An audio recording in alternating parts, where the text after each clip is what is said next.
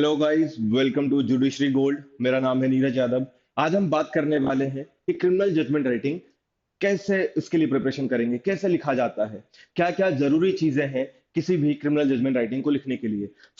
एक mains examination का बहुत बड़ा पार्ट होता है कि आपकी जजमेंट राइटिंग स्किल्स कैसी है। जैसे अगर हम बात कर लें सिर्फ छत्तीसगढ़ के एग्जाम के लिए, तो वहां पर जजमेंट राइटिंग ही आपसे पूछा जाता है।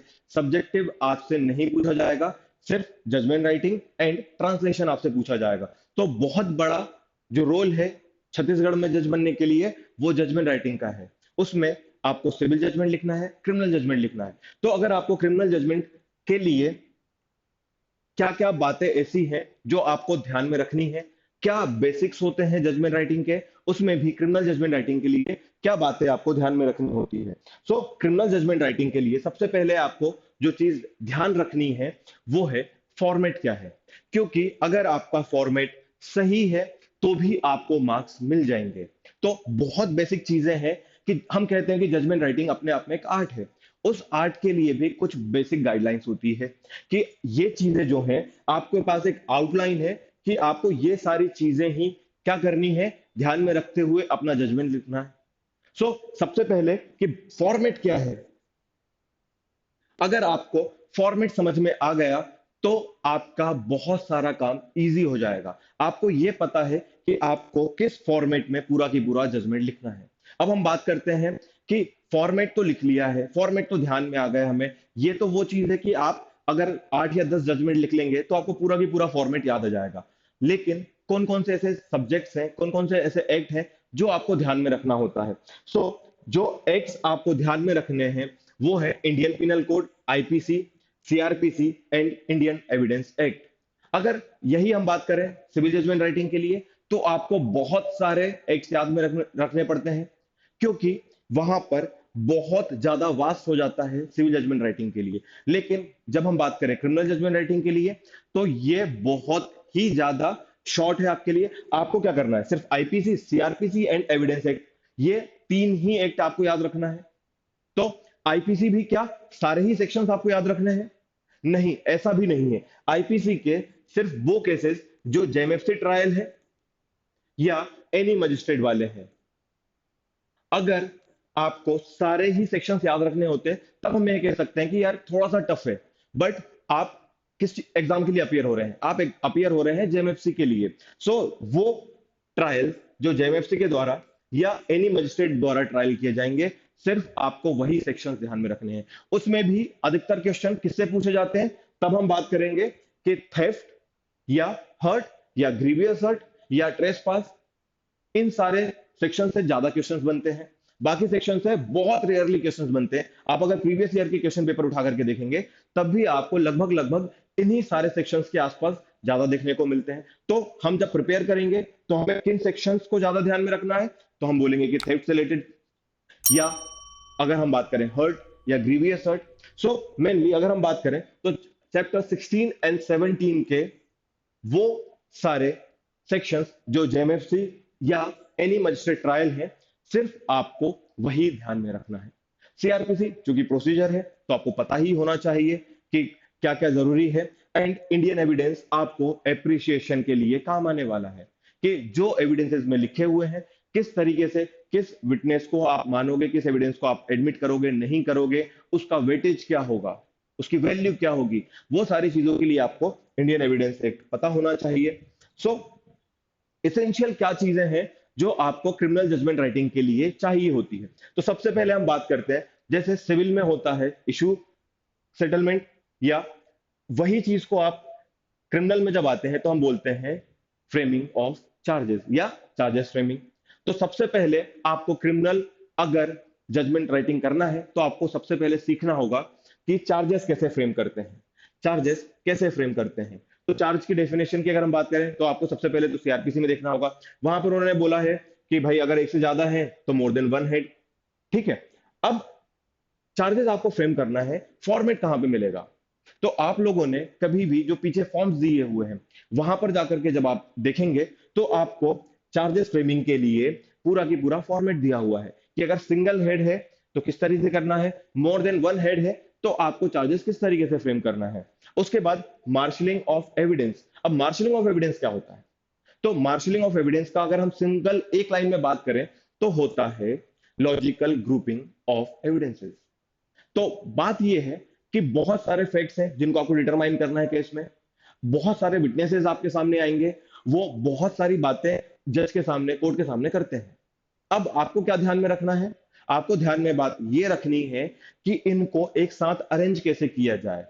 अगर मानकर चलिए plaintiff witness, prosecution witness 1, prosecution witness 2 and prosecution witness 3, इन तीन लोगों ने आकर के अगर कोई फैक्ट नंबर 1 है इसके बारे में आकर के बात की है, तो आपको क्या करना है कि इन तीनों विटनेसेस ने जो फैक्ट नंबर 1 के बारे में आकर के बात की है, उन सारे एविडेंसेस को आप क्या करोगे, एक साथ फैक्ट नंबर 1 के बारे में जब आप डिटर्मिनेशन करोगे तब आपको साथ में लिखना है। तो आपने क्या किया, सारी बातों को एक साथ जब फैक्ट नंबर 1 के बारे में आप डिटर्मिनेशन करने वाले हैं तब आपने एक साथ उनको लॉजिकली अरेंज कर लिया।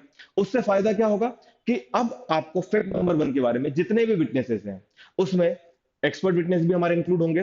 तो फैक्ट नंबर 1 के बारे में जितने भी सारी बातें अलग अलग विटनेसेस के द्वारा, अलग अलग एविडेंसेस के द्वारा आपके सामने आई है, वो आपको क्या करना है, आपने लॉजिकली उनको अरेंज कर लिया एक साथ। अब एविडेंसेस तो आपने एक साथ अरेंज कर लिए हैं, अब कौन सा आपको हेल्प करने वाला है, कौन सा आपको हेल्प नहीं करने वाला है। जब हम बात करते हैं डिटर्मिनेशन के बाद, अगर आपको कंक्लूजन पे पहुंचना है, आपको अक्यूटल करना है या आपको कन्विक्शन करना है, ये तो डिपेंड करता है ना कि आपके सामने एविडेंसेस कौन कौन से आए हैं। तो अगर आपके सामने एविडेंसेस आए हैं, आपने साथ में सबको कलेक्ट कर लिया है, अब आपको एक्विटल करना है या कन्विक्शन करना है। इस चीज के ऊपर डिसीजन लेने के पहले आपको यह देखना पड़ेगा कि एविडेंसेस की वैल्यू कितनी है। अगर एविडेंसेस एक्विटल के सपोर्ट कर रहे हैं या कन्विक्शन के सपोर्ट कर रहे हैं, तो सबसे पहले आपको क्या करना पड़ेगा, एप्रिसिएशन। एप्रिसिएशन का मतलब अगर हम समझें तो होता है नापतोल करना एविडेंसेस की, कि ये एविडेंसेस आपको सपोर्ट कर रहा है आपकी फाइंडिंग्स में या नहीं कर रहा है। अगर एविडेंस आपके सामने आया है जो आपकी फाइंडिंग्स है उसके सपोर्ट में है, तो आप क्या करोगे कि अकॉर्डिंग टू जो प्रोसिक्यूशन विटनेस है उसने ये कहा है, उसने ये कहा है, उसने ये कहा है, इसलिए आपके पास क्या है, बियॉन्ड रीजनेबल डाउट ये प्रूफ होता है कि जो आपकी फाइंडिंग्स है वो सही है। या अगर आपको एक्विटल करना है तो आप क्या बोलोगे कि बियॉन्ड रीजनेबल डाउट प्रूफ नहीं कर पाए, इसलिए फैक्ट नंबर 1 या जो भी आपने लगाया हुआ है उसके लिए आप एक्विट कर रहे हैं। सो मेनली अगर हम बात करें तो नापतोल करना या इवेल्यूशन करना एविडेंसेस का क्या कहलाता है, एप्रिसिएशन ऑफ एविडेंस। तो चार्जेस फ्रेम कर लिए हैं, मार्शलिंग कर ली है, एप्रिसिएशन कर लिया है, लेकिन अगर हम बात करें कि बहुत बेसिक फॉर्मेट क्या होता है, अगर एक फॉर्मेट कहीं देखने को मिल जाए कि हाँ ठीक है ये सारी चीजें जो है ये लिखनी होती है, तो वो भी हम देख लेते हैं कि क्या क्या होता है। तो चार्जेस विद वन हेड, हम एग्जांपल में ले रहे हैं कि एक अगर सिंगल हेडेड चार्जेस है तो उसको किस तरीके से लिखना होता है। तो सबसे पहले तो name and office of the magistrate आपको लिखना होता है, ठीक है। फिर वो क्या करते हैं, हियर बाय चार्ज यू। तो जब भी हम बात करते हैं चार्जेस कौन फ्रेम करता है, तो चार्जेस फ्रेम किए जाते हैं मजिस्ट्रेट के द्वारा, या अगर हम ऐसे वेगली बोले तो कोर्ट के द्वारा फ्रेम किए जाते हैं। तो हियर बाय चार्ज यू, उसके बाद अक्यूज का नाम होगा एंड एज फॉलोज। अब आपने 211 सीआरपीसी 212 सीआरपीसी के बारे में जब बात की है तब आपको ये समझ में आया होगा कि जब भी हम चार्ज की बात करते हैं तो अगर चार्ज का कोई नाम दिया हुआ है तो उस नाम को लिखना होगा आपको, या किस टाइम पर हुआ है, किस पर्सन के अगेंस्ट में हुआ है, प्लेस क्या है, ये सारी चीजें आपको चार्जेस में ध्यान में रखनी होती है, ठीक है। तो यहां पर भी हमको क्या करना होगा, दैट यू ऑन और अबाउट द, अब यहां पर कोई भी डेट हो सकती है, जैसे कि हम बात करते हैं 20th day of July 2023 cost. अब यहां पे हम क्या बोल रहे हैं कि जैसे 325 का है, अब यहां पे हम बोलेंगे ग्रीवियस हर्ट टू, यहां पे क्या कर दिया हमने, नाम लिख दिया है against A, and here bye committed and offence punishable under section. अब सेक्शन क्या हो गया, ग्रीवियस हर्ट है, हम 325 लिख देंगे of the Indian penal code and with in the cognizance of the code. अब यहां पर हम आईपीसी के अलावा अगर मानकर चलिए कि दूसरे किसी एक्ट में फॉल करने वाला है तो हम क्या करेंगे, उस एक्ट का नाम लिख देंगे, लेकिन ग्रीवियस हर्ट कहां पर है, इंडियन पिनल कोड में है, तो हमने आईपीसी का लिख दिया, एंड कॉग्निजेंस है इस कोड का, तो उसके बाद and I hereby direct that you be tried for the said offence by this court. अब आपका हो रहा है यहाँ पे ट्रायल। तो सबसे पहले आपने क्या किया, चार्ज फ्रेम किए। चार्जेस फ्रेम करने के लिए ये बेसिक फॉर्मेट है कि आपको क्या क्या चीजें हैं जो लिखनी होगी। तो सबसे पहले तो जिस भी कोर्ट ने, जिस भी मजिस्ट्रेट ने आपके ऊपर चार्ज लगाया है, आपको नाम एंड ऑफिस लिखना होगा उसका। उसके बाद बताना होगा कि आपके जो भी अक्यूज है उसके ऊपर चार्ज लगाए जा रहे हैं, किस डेट को कौन सा ऑफेंस किया है, तो ग्रीवियस हर्ट का ऑफेंस किया है, किसके अगेंस्ट में किया है, किस सेक्शन में फॉल करता है, किस एक्ट में फॉल करता है, ये सारी चीजें आपको लिखनी है। फिर ये बेसिक फॉर्मेट आ गया, सिग्नेचर होगा, नाम होगा, कोर्ट की सील लगी रहेगी। इसके आगे आते हैं और क्या होता है। अब आपने ये भी पढ़ा होगा कि जब भी चार्ज फ्रेम किए जाते हैं तो पढ़ करके सुनाए जाते हैं, समझाए जाते हैं। ये फेयर ट्रायल के लिए बहुत जरूरी होता है कि आपने चार्जेस पढ़ करके सुनाए हैं, समझाए हैं, ताकि जो भी अक्यूज है वो अपना डिफेंस कर पाए। उसके लिए हमने क्या बोल दिया फिर कि the charges were read over and explain to the accused in Hindi, जो कि मोस्टली लोगों की लैंग्वेज समझ में आती है। अब ही रिप्लाइड एज फॉलोज, उसका रिप्लाई क्या है हम ये भी लिख देंगे कि I have not committed any offence, I am innocent, I have been implicated on false accusation. फिर वही सारी चीजें जो बेसिक फॉर्मेट है, सिग्नेचर होगा, नाम होगा, उनका क्या जुडिशियल मजिस्ट्रेट फर्स्ट क्लास है, किस जगह पर है, एंड अक्यूज के सिग्नेचर होंगे कि उनको पढ़कर सुनाया गया, समझाया गया। उसके बाद हम आते हैं, अब यहां पर हम एक बेसिक फॉर्मेट और हम बात करें तो judgment of offence under section जैसे 325 ऑफ आईपीसी, ये लिख लिया हमने। In the court of judicial magistrate first class presided by, अब किसने प्रिसाइड किया है। फिर हम क्या करेंगे, क्रिमिनल केस नंबर, एंड यहां पर क्या लिख देंगे हम कि किस ईयर में प्रोनाउंस किया जा रहा है। तो क्रिमिनल केस नंबर जो भी यहाँ पे है 245 एंड ईयर क्या है 23। ठीक है। अब यहां पर स्टेट ऑफ, जैसे कि एग्जांपल हो सकता है मध्य प्रदेश हो सकता है, छत्तीसगढ़ हो सकता है, या दूसरा कोई भी स्टेट हो सकता है, थ्रू स्टेशन हाउस ऑफिसर। ठीक है, पुलिस स्टेशन का नाम लिख देंगे हम, जैसे एग्जांपल के लिए हम भोपाल लिख दें या रायपुर लिख दें। ये हो गया प्रोसिक्यूशन। वर्सेस में कौन होगा, अब यहां पर जो भी अक्यूज है, अक्यूज जैसे मैं मान लेता हूं बी सन ऑफ, यहां पर हम अगर चाहे तो एक्स लिख सकते हैं। अगर कोई नाम दिया है तो आपको नाम लिखना है, अगर नहीं दिया हुआ है तो फिर आप यहां पर फादर के नाम में कुछ नहीं लिखेंगे।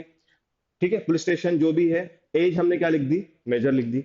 उसके बाद कहां के रहने वाले हैं, रेसिडेंट कहां के हैं, ये हो गए हमारे अक्यूज्ड। फिर प्रोसिक्यूशन की तरफ से कौन आए तो हम बोल देंगे Shri assistant public prosecutor. Accused की तरफ से कौन आए हैं तो श्री एडवोकेट, जो भी उनका नाम रहेगा वो किसकी तरफ से हो जाएंगे, तो वो अक्यूज की तरफ से हो जाएंगे। एक ही हमारा बेसिक फॉर्मेट है। फिर हमने इस तरीके की एक हेडिंग बनाई, क्या लिखा है कि डिलीवर ऑन द डे। अब जिस भी डेट को आपने जजमेंट प्रोनाउंस करना है तो उस डेट को आप लिख दोगे, मंथ ईयर लिख दोगे। ठीक है। अब केस इन ब्रीफ, जब हम बात करते हैं केस इन ब्रीफ की, तो सबसे पहले आपको क्या करना है कि आपको यहां पर बताना होगा कि प्रोसिक्यूशन का केस क्या है। ठीक है, और उसके साथ आपको बताना है कि जो डिफेंस का केस है वो क्या है। तो आपने जो भी आपको क्वेश्चन में दिया रहेगा, आपने केस इन ब्रीफ, प्रोसिक्यूशन का केस क्या है और डिफेंस का केस क्या है, ये आपने बता दिया। कई बार आपको केसेस में ये भी देखने को मिलता है कि अनडिस्प्यूटेड फैक्ट्स कौन से होते हैं। तो जब अगर मामला ऐसा है, कोई क्वेश्चन ऐसा आपको देखने को मिला है जिसमें कोई अनडिस्प्यूटेड फैक्ट्स हो सकते हैं, तो सबसे पहले आपको वो सारे फैक्ट्स लिखने हैं जो अनडिस्प्यूटेड है। अगर आपके क्वेश्चन में नहीं है, इस तरीके की चीजें समझ में नहीं आ रही है, तो आप क्या करोगे, डायरेक्ट प्रोसिक्यूशन का केस क्या है एंड जो डिफेंस है उसका केस क्या है। उसके बाद point for determination in the case. अब पॉइंट फॉर डिटर्मिनेशन क्या क्या है, आपको किन किन चीजों को देखना है कि भाई उसने ग्रीवियस हर्ट किया है नहीं किया है, बाकी सारी चीजों को। तो पॉइंट ऑफ डिटर्मिनेशन में फिर वही चीज आएंगी कि क्या क्या विटनेसेस आपके सामने आए हैं, किन किन चीजों के ऊपर आपको बात करनी है, और आखिरी में आपका कंक्लूजन क्या निकल के आएगा, आपकी फाइंडिंग्स क्या है, उन सारी चीजों के जो भी आपने डिटरमाइन करना है। उसके बाद वही एक फॉर्मेट, सिग्नेचर एंड जेएमएफसी, फिर किस जगह पर आया है। फिर आता है क्वेश्चन ऑफ सेंटेंस। अब यहां पर आप लोगों ने, अगर आप 360 का बेनिफिट देना चाहते हैं सीआरपीसी में, तो आपको क्वेश्चन ऑफ सेंटेंस के ऊपर सुनने की जरूरत नहीं है। अदरवाइज आपको हमेशा ये लिखना होगा कि आपने क्वेश्चन ऑफ सेंटेंस के ऊपर सुना, या क्वेश्चन ऑफ सेंटेंस को सुनने के टाइम पर आपको ये लिखना होगा कि आप 360 का बेनिफिट क्यों नहीं देना चाहते हैं। ठीक है, प्रोविजन की जब हम बात करते हैं तो आप क्यों बेनिफिट नहीं देना चाहते हैं, ये आपको पहले डिस्कस करना होगा। ये डिस्कस अगर आपने अपने आंसर में किया है तो आपको ज्यादा मार्क्स मिलेंगे। ठीक है, भले ही आप पनिश करना चाहें तब भी आपको क्या है, क्वेश्चन ऑफ सेंटेंस के ऊपर आपने सुना और इन साथ में आपने क्या किया कि 360 का बेनिफिट क्यों नहीं दिया आपने, प्रोविजन का बेनिफिट क्यों नहीं दिया आपने, ये भी आपने साथ ही साथ डिस्कस कर लिया। उसके बाद फिर अगर कोई भी टर्म अगर उन्होंने इन्वेस्टिगेशन के दौरान, इंक्वायरी के दौरान, ट्रायल के दौरान जेल में बिताई है, वो क्या करोगे आप, सेट ऑफ करोगे। तो उसके लिए भी आपने क्या किया, एक जनरल फॉर्मेट में ये प्रैक्टिस में ले आओ कि 428 के बारे में भी बात करनी है। अगर कोई टर्म उन्होंने इन्वेस्टिगेशन, इंक्वायरी, ट्रायल के दौरान नहीं बिताई है जेल में, तो वो क्या होगा, सेट ऑफ नहीं की जाएगी। अदरवाइज क्या करोगे आप, जो भी टर्म है जो आपको लगता है कि सेट ऑफ होनी चाहिए, उसके बारे में आपने एक बात कर दी। अगर आपने एक्विटल किया तो फिर ये सारी चीजों को लिखने की कोई जरूरत ही नहीं है, क्योंकि एक्विटल में सेट ऑफ की बात या क्वेश्चन ऑफ सेंटेंस से सुनने की तो बात ही नहीं है। ये तब आपको करना है जब आप क्या कर रहे हैं कि कन्विक्शन कर रहे हैं। उसके बाद सीजर वाली बात पे हम आते हैं।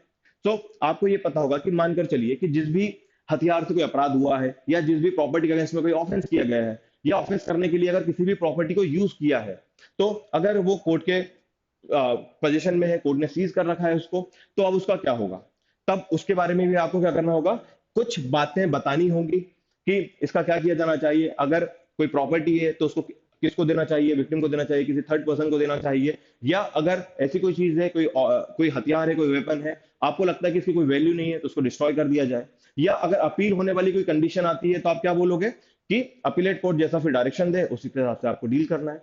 तो उसके बारे में भी आपको कुछ बातें जो है वो लिखनी होगी। ये वो एक्स्ट्रा चीजें हैं कि क्वेश्चन ऑफ सेंटेंस पे आपने सुन लिया, 428 सेट ऑफ के लिए आपने कोई बात कर ली, सीजर के बारे में आपने बात कर ली। तो अगर जब भी आप कन्विक्शन करोगे या एक्विटल वाली चीजों में भी सीजर आएगा ही, कि अगर कोई प्रॉपर्टी है जो सीज है, एक्विटल जब आप करते हो तो उस प्रॉपर्टी का क्या किया जाना चाहिए। तो ये वो बेसिक चीज है कि जिनको अगर आप अपने आंसर में लिख करके आएंगे तो आपको डेफिनेटली ज्यादा मार्क्स मिलने वाले हैं उन लोगों से जिन्होंने ये सारी चीजों को अपने आंसर में नहीं लिखा है। अगेन फिर क्या होगा, signature with date and everything. अब जब आपने सारी चीजें लिखी हैं कि judgment pronounce in open court, फिर से वही फॉर्मेट आएगा। अब 327 की हम बात कर लें, सीआरपीसी वो क्या कहता है कि जजमेंट हमेशा कहां प्रोनाउंस किया जाएगा, तो ओपन कोर्ट में प्रोनाउंस किया जाएगा। तो आपको आखिरी में एक बात लिखनी है, जो भी बेल बॉन्ड एंड दुनिया जान की सारी चीजें हैं उसको आप क्या करोगे, कैंसिलेशन के लिए ऑर्डर करोगे कि इनको जेल वारंट बना करके और जेल भेज दिया जाए।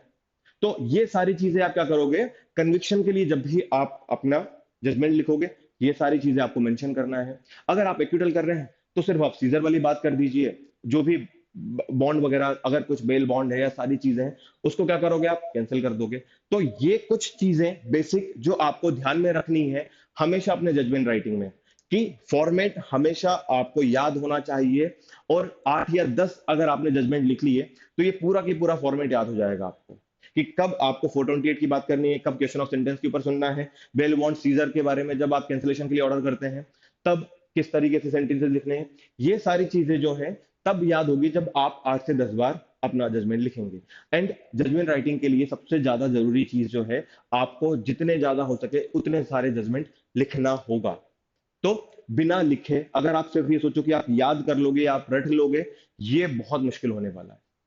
तो जितना हो सके उतना आपको प्रैक्टिस करनी है जजमेंट राइटिंग के बारे में। जितना ज्यादा आप लिखते जाएंगे उतना ज्यादा आपको फॉर्मेट और सेंटेंसेस जो भी आपको लिखना है वो याद होते जाएंगे। उसके बाद क्या करना है, जो भी केस आपके सामने आया है थोड़े से फैक्ट्स चेंज करने हैं, उस चेंज के साथ आपको अपना आंसर लिख देना है। जो बातें की जानी जरूरी है वो बातें तो आपको करनी ही होगी। एंड एक आखिरी चीज कि जुडिशरी की अगर आप तैयारी कर रहे हैं तो झारखंड जुडिशरी का प्रीलिम्स डेट अनाउंस की जा चुकी है। झारखंड जुडिशरी की फॉर्म्स आउट हो चुके हैं। अगर आप झारखंड जुडिशरी के लिए प्रिपरेशन करने वाले हैं तो हमारा क्रैश कोर्स लॉन्च हो चुका है झारखंड जुडिशरी के लिए। यहां आपको मिलने वाले हैं 40 plus sessions and 10 mock test. साथ ही साथ आपको मेंटरशिप सेशन, जीके, इंग्लिश जो आपको झारखंड जुडिशरी के लिए काम आने वाले हैं, वो सारी चीजें भी आपको इस क्रैश कोर्स में मिलने वाली है। सबसे सही बात कि आप अगर लास्ट मोमेंट पे जब भी तैयारी करते हैं तो आपको एक मेंटर की जरूरत होती है कि आप अपनी प्रिपरेशन ऑन ट्रैक कैसे रख पाएंगे। तो आपको साथ ही साथ यहाँ पर मेंटरिंग भी की जाएगी। सो झारखंड जुडिशरी के लिए अगर आप प्रिपेयर कर रहे हैं, सो हमारे बेचेस 28 अगस्त 2023 से स्टार्ट हो चुके हैं। आप लिंक जो दी गई है डिस्क्रिप्शन में, वहां पर जाकर के हमारे कोर्सेज ज्वाइन कर सकते हैं।